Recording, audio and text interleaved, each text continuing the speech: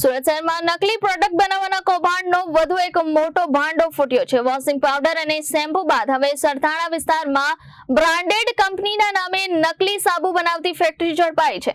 પોલીસે દરોડા પાડી લાખો રૂપિયાનો મુદ્દામાલ જપ્ત કરી મુખ્ય આરોપીને રંગે હાથે ઝડપી પાડ્યો છે।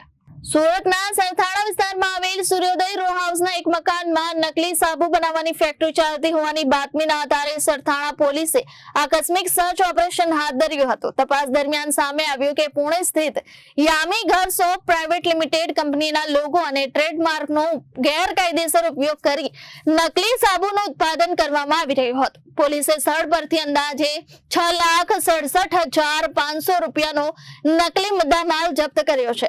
આ દરોડા દરમિયાન ફેક્ટરી સંચાલક રાજભાઈ પ્રેમજીભાઈ ગેવરિયાને રંગે હાથ ઝડપી લેવામાં આવ્યો હતો।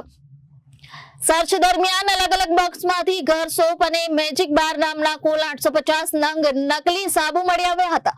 ઉપરાંત મકાનમાંથી બ્રાન્ડેડ કંપનીના ખાલી કવરો, સાબુ બનાવવાની 30 પ્લેટો તેમજ ડાય બીબા સહિતનો સામાન પણ કબજે કરવામાં આવ્યો હતો। Bureau report Janadesh news Surat.